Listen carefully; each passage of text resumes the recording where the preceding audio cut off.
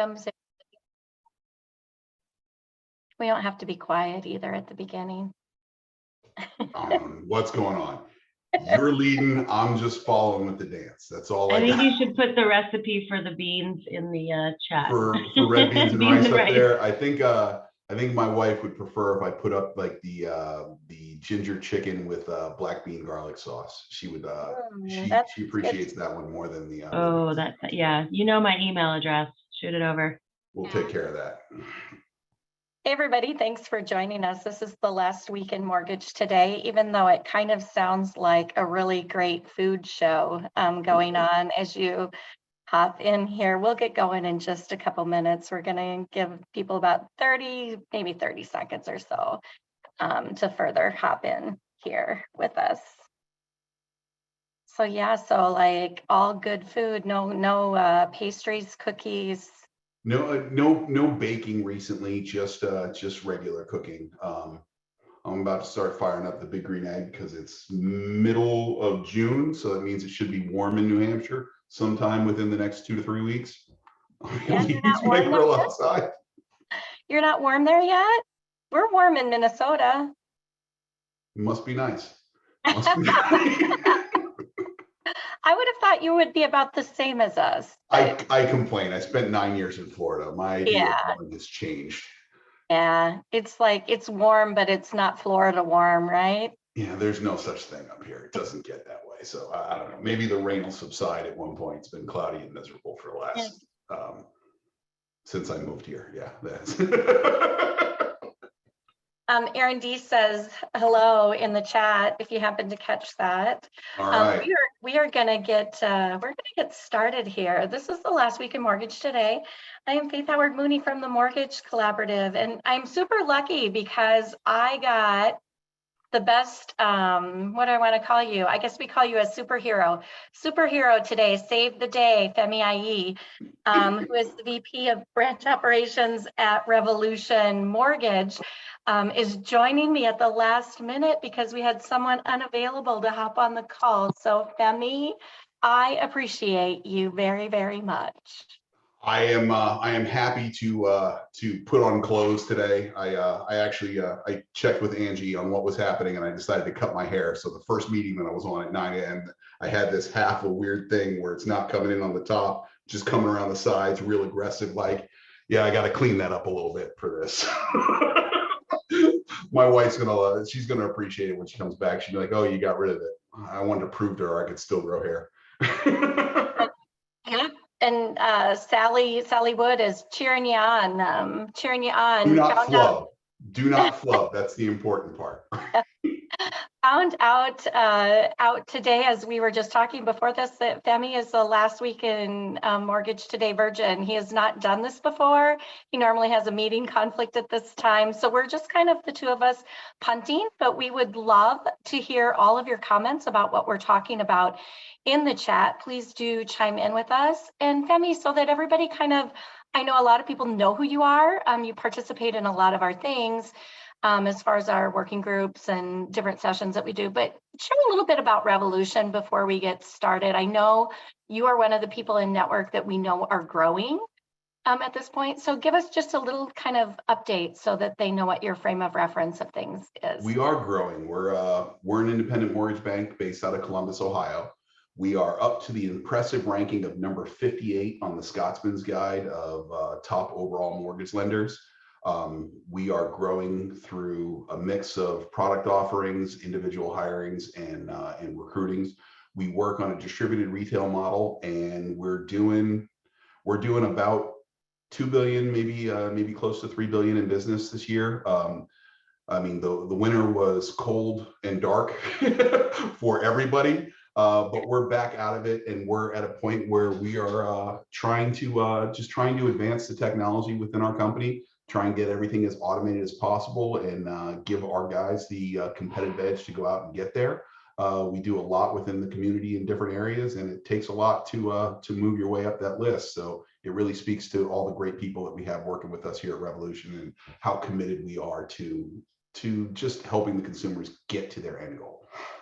Yep, great mission to have. You guys do a great job at it. We always hear that, and we enjoy having you very much with inside our family of people. So this past week, last Wednesday, Federal Reserve decided to keep rates steady. No increases, or first non-increase in 10. So obviously, I feel like people in the mortgage industry are probably excited that that happened and there wasn't another increase. How did your crew accept that message that came over?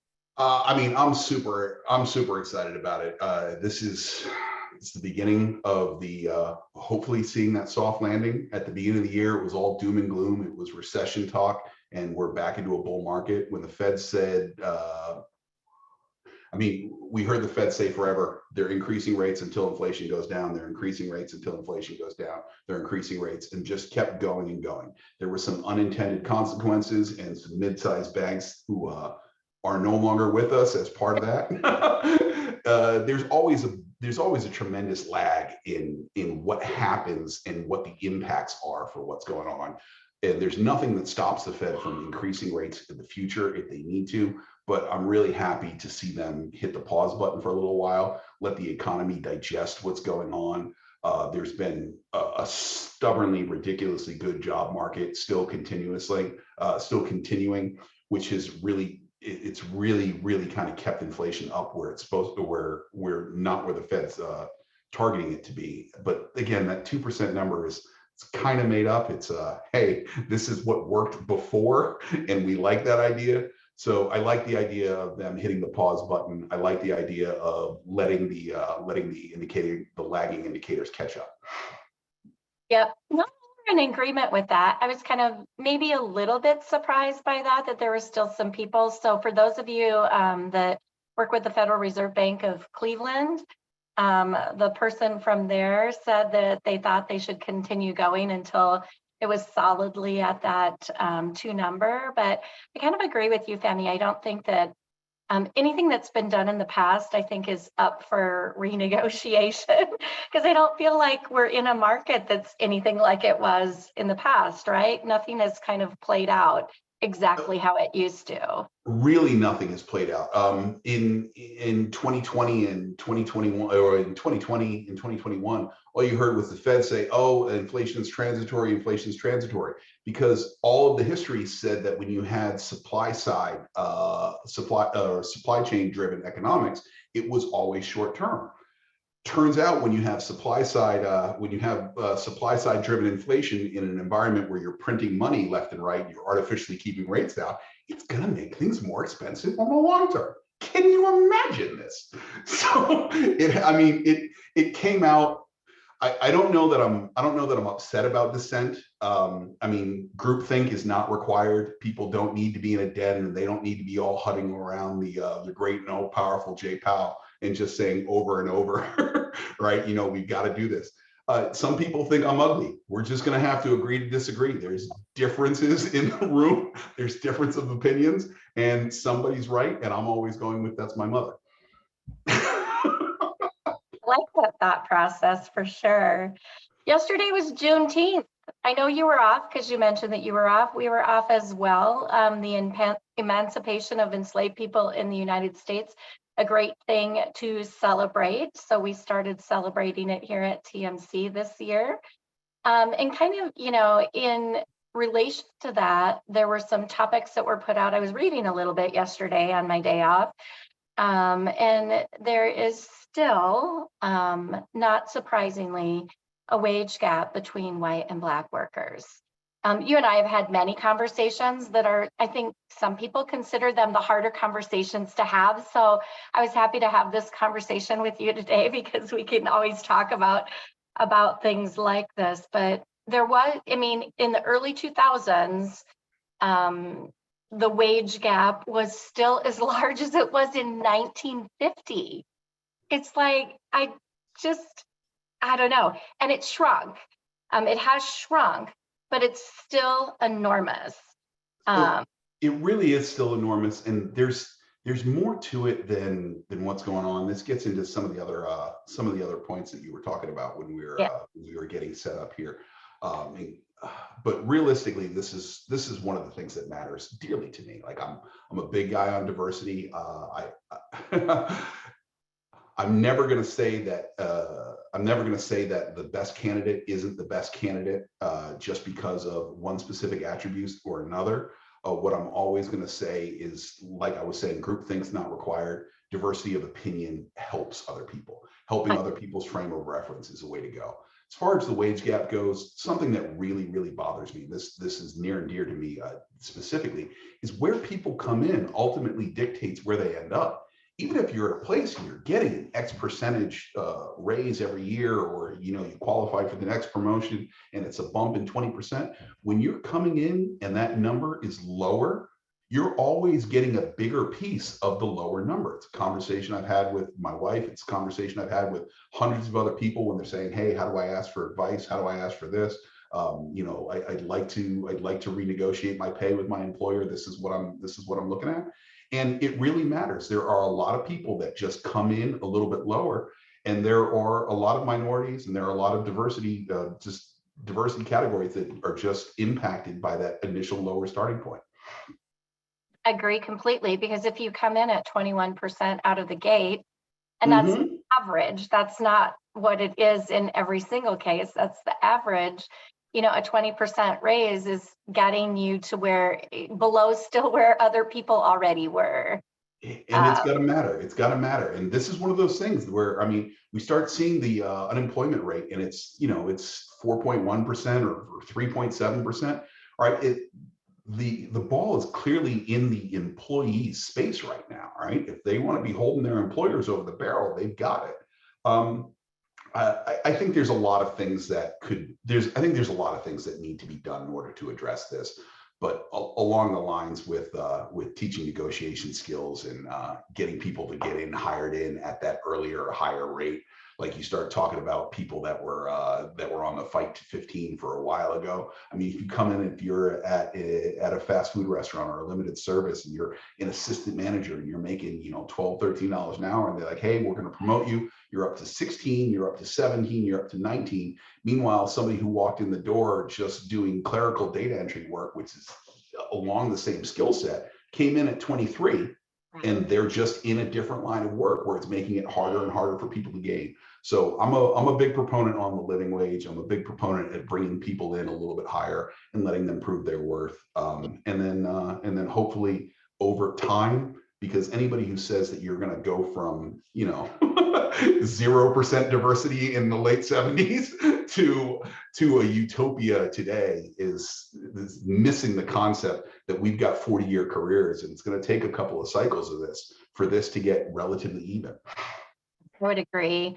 One of the things that they brought up that's like changing this, which you just mentioned, is like the stronger economy.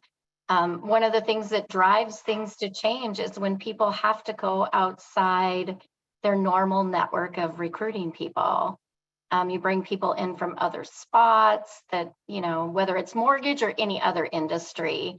So I thought that was interesting. So hopefully we made some gains there when things were really busy and everybody was looking for people from other outside in, because it's one of my passions in this industry too. Yeah, I'm a white woman, but I believe so strongly in this that we need to start bringing other people in that represent other people. Having a diverse team is something I've always aspired to have, because I do think the opinions from different people are very, very different. And I think it's refreshing, helpful, and gives you better ideas when you have that. The Fight for 15, for people that don't know, it started by fast food workers, which I didn't know that until I started looking into this, in New York City, that began fighting for a higher minimum wage. It has not persuaded nationally the minimum wage to change, but many states have adopted a different minimum wage. The minimum wage is still, since 2009, $7.25. And I find it just really hard to believe. I know Minneapolis is a higher cost market, but I also, know other people that don't live in higher cost market who can live on $7.25 an hour. You can't. You can't. That's the answer. Is you end up with 2, 3 jobs. You end up chasing yourself in credit card debt. You end up just in a disadvantaged situation. Right. So at one point, there's people talk about the skyrocketing costs of loan manufacturing. Some of that is due to pay. We've got to pay all these people, at certain points. LO comp is at this ridiculous rate. Reserve setbacks for buybacks have to be at this ridiculous rate. Like there's just a lot that's involved in what you're saying is what's driving inflation. All right. These are the things that come up. And if you're going to be a fast food restaurant and you're going to say, hey, I'm Five Guys, and what we have is a commitment to quality, and we're not going to adjust anything. We're going to carry the best ketchup, the best mayonnaise, whichever one tastes the best, regardless of their price structure, which is how that company really got up to their ingredient setup. Their founders went through. I'm a big How I Built This fan on NPR. Like I go through and listen to how all these companies got started and what they've gone through. They made a commitment that said, listen, that we're going to go with the best quality product at every particular pace. It doesn't make a difference if there's a delta between the second best quality and the biggest where the returns are completely diminishing. They're going with the highest quality. And some of the franchises, because this is a franchise, have agreed to do that with their wages. I mean, in my particular area, the Five Guys hires at like $21 an hour. I live in another relatively high cost area. It's just one of these things where it's driving the price up. Companies have to make profits. They matter. And when you're doing something that has a large base of lower skilled workers and you start paying that more, that's going to be a big production of your costs, and it's going to drive up costs for consumers. So that's one of those things where, again, I'm no economist, but I don't know that 2% number is the right number. That may have been the right number in 1936. Maybe it's 4% now. Maybe Jerome Powell wants to give me a call. I'm here, buddy. We'll talk it out. But I mean, there's a lot of things that are contributing to inflation, but the job market matters, living wages matter, and all of these things, they really do matter. They do. There's a comment in here. Thanks, Teresa, so much for chiming in, that she thinks that minimum wage needs to be rated by industry, just like workers' comp. Phenomenal idea. Yeah. She has a lot of those. Thanks, Teresa. Revolution Mortgage, come say hi, Teresa. Come hang out. Too well, like people with good ideas. Not too far away from your headquarters. Yeah, she's in that same market. So yeah, appreciate that. Anybody else have any comments? Please do. We love to hear them in the chat. I'm not at all proud of the fact, but I believe things did start to change a little bit. And one of the things that this article that I was reading was involved with is that when George Floyd was killed in Minneapolis, which it seems impossible. It was 3 years ago already. But that got a lot of national attention. People started talking about diversifying their workforces. Black board members occupied less than 9% of all seats in boards in 2020. 9%. It's now 12. So, it has gone up a little bit, but the US population has also gone up 14%. So again, you start with a number that's small. It's kind of like the wage issue, right? And it never seems to catch up. You've got to earn your way in there, and it's going to take time, because for somebody to be on a board of something, you got to have a 30-year track record that says, hey, this is what's going on. What I'm excited about the diversity, equity, and inclusion practices that are happening today, that have happened since George Floyd, are the opportunities to bring people in at a different spot. I'm a big fan of the ban the box, where if you're applying for something, I don't want them to know whether or not you've been convicted of a felony before you're on your setup. If your company wants to do a background check and they say, hey, we want to prevent felons from being hired, that's great. Then do that and keep going, but don't automatically exclude people off the category that you would have otherwise considered. I'm talking not in a fiduciary capacity. I'm talking about somebody who's swinging a hammer or whatever the line is. All right, this is the spot where it really matters. And what I'm looking for right now is I'm looking for more entry level set. Well, not even entry level. I'm looking for that mid range of, hey, we've got a dearth of appraisers in the country. Why aren't we working in this particular space to start with additional appraisers? Hearing the guys from the National Home Builders setup has always come up and said they're short on trades. They're short on trades. These are areas where I think you can use some of the push for diversity. You can use some of the things that say, hey, instead of just saying mandatory minimum penalties, or instead of saying, hey, you have community service, you have job training items. You have things that prepare people for industries, and that becomes part of their community service. When you start talking about all kinds of different challenges that happen, it's not so much that, you know, a guy started out and they did a couple of stupid things when they were 20 years old and they can never get back from it. The idea is to try to say, hey, you know, we're looking at this, we're seeing that these people have been marginalized for a particular chance.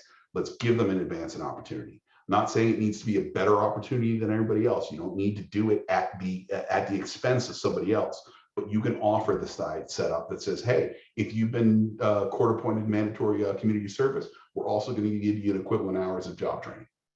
Yeah. Because if you have people that are doing those types of things, they're going to end up bettering their community on a regular basis. Yeah, and they also have an outlet maybe that they didn't have when they're out of that situation to move on and do something better for themselves. It just puts people in a different path, I think, than what we've been putting people in right now. That path is a great path. That path is, I'm paying my property taxes. That path is I have the possibility of a home ownership space. All right. That path is, oh, hey, maybe I'm actually on a living wage and there's a chance that I could actually save after paying rent and I could potentially be a homeowner one day. All right. When you start talking about like affordability options, before we even get into what's going on for opportunities, if you can't fix the affordability base on housing, there is no such thing as a first-time home buyer. Your first-time home buyer is going to be mandatory families of 3 people that still have roommates put together because they have no way of affording a $540,000 house while they're making 21 bucks an hour. It's just not happening. Yeah. Aaron, thanks for popping in here. Kudos out to the Texas MBA and our Texas lender members that may have been involved in this. They just started a DEI committee and they are making it a priority for the Texas MBA. So congrats on that. And I know you're heavily involved in that. So thanks for helping change things a little bit. I love it. I love to see it. Erin's very good people. Yes, she's known people. He is. The gap between renters and buyers, you just talked about affordability a little bit. It's in favor of the renters now, not home buyers. And I mean, this article said, I don't know, it was in the upper the lower 90% of places, but recently I read 4 states. There are only 4 states that have spots in them that it's favorable to home ownership. So I mean, kind of share with me what you're seeing in the areas that you work. Is that kind of what's playing out for your guys that are out street level? Well, this is the third rail like it's nobody's business. Home price appreciation is a great benefit to the homeowners, but nobody wants to see 20% home price appreciation. I just bought my house last year. It goes up 20%. Yes, I'm super excited. Right? If it goes up 20% the next year, I'm going, wait, what did that do to my property taxes? If it goes up 20% the next year, I can never move. I'm stuck here forever because I can't afford the next house. There's no such thing. Nobody wants to see these massive appreciation bases, right? We're looking for steady, consistent basis, just like we're looking at for inflation. We're looking for 3-5% gains. We're looking for things that are sustainable so that people don't get priced out of the market in total. So one of the things that we struggle with mightily is affordability in every single space. We've got some areas in Maine where there's nothing listed. There's nothing listed because these people have nowhere else to go. There's nowhere that's more affordable that's coming up. When I left my home from Florida and I moved to New Hampshire, it was an abysmal situation. That for some reason, everybody wanted to live in Nashua, New Hampshire. I still don't know why. I live here. I still don't know why.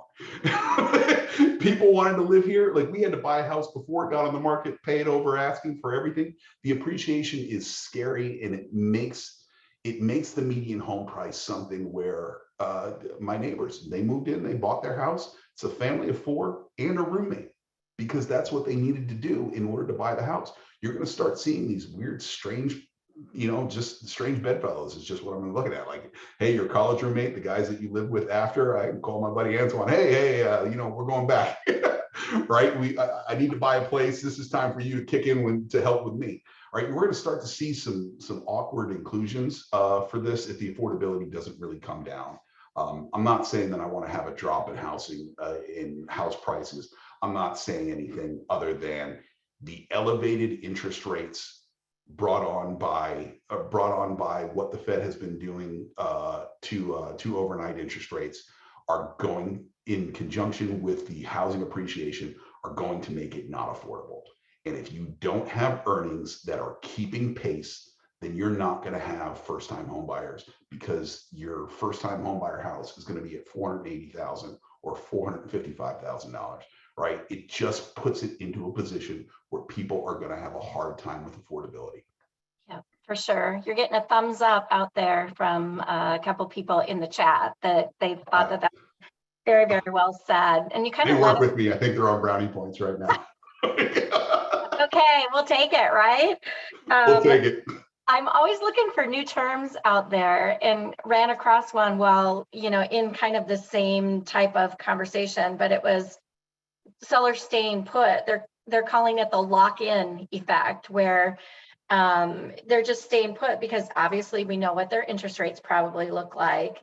There's no motivation to move. I was just having this conversation yesterday morning at the pool, of all places, that there was someone in my development that wants to downsize, and they could downsize by, I'm going to say 1,500 square feet is what they were looking at, and still increase their payment. It goes up. That's what I'm saying with the home price appreciation. There's got to be a balance. Otherwise, affordability just makes it so you're stuck, and you're stuck for forever.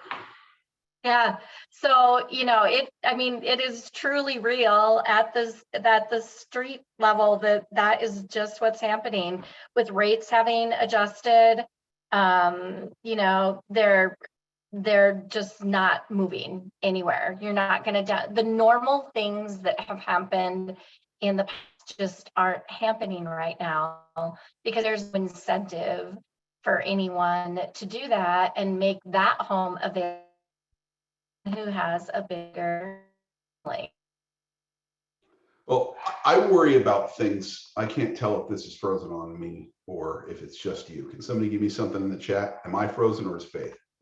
You are not frozen. I am not frozen. All right, great. Frozen. So you got frozen on me for a second. Sorry. I'm back at it. So one of the things that, how do I come up with this in an eloquent fashion without just banging my head against the wall? So the people that have free money and that are sitting at 2 point whatever on your mortgage rate, 2 point whatever, your money's free, right? You've got the best deal in homes. These guys have no incentive to leave. And with the property appreciation and the increase, you run into what you're saying with that lock-in effect. When we have steadily increasing interest rates, you go back towards the 80s when interest rates were 18, 19, 21%. I talked to my parents about their first mortgage when my dad bought the house. He marched into his boss's place right out of college. I need a raise. It's too much to live here. It's ridiculous. And he went pounding the table and he left with a couple of dollars. It made a difference and it helped our family into our first house. But an 18.99% interest rate on a $100,000 house, a lot different than an 18.99% interest rate on a $700,000 house. It's tremendously different. So that lock-in effect is scary. It's what I was talking about with the appreciation. If you don't have people that are forced to move, I have a feeling that we're going to see a lot of renovations. I've got other friends and family members who they've outgrown the house that they're in. They bought it as a three-member household, and now the household's up to 5 people. And there was no moving. It was, we're going to renovate, we're going to expand on the house, and we're going to do all of these things. So I think that's going to be a significant portion of the market. I think when people used to upsize or downsize, you're going to see a lot of renovation space happening. All right, now Faith just dropped off.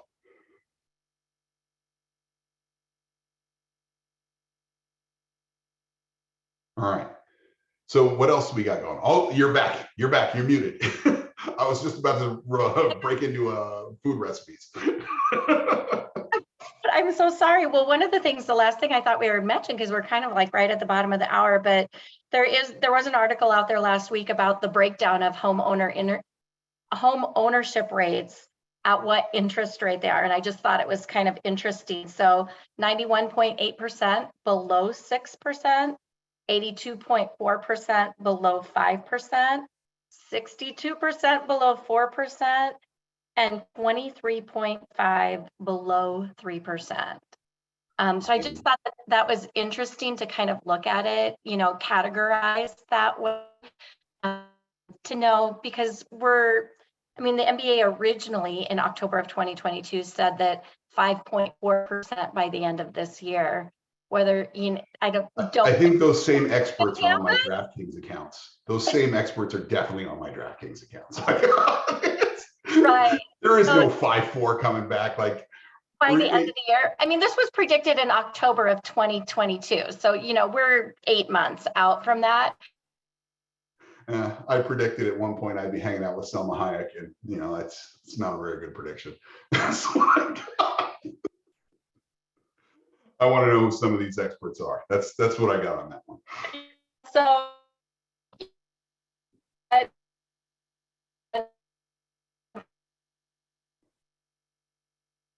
I think Faith's back to breaking up on us. Amy, you gonna come in and save me? Sorry. You coming on, Faith? Yeah, I'm here, Okay. but I've got an unstable connection. So we are at the bottom of the hour. So if you want to just wrap up, that would be great. I'm great with everything. Thank you guys very much for putting me in the pinch hitting spot. I hope I didn't blow this entirely. I hope to see a whole bunch of you people in Nashville, and I will start tuning in to the last week in Mortgage Today more than just the rundown, because this was a really fun experience.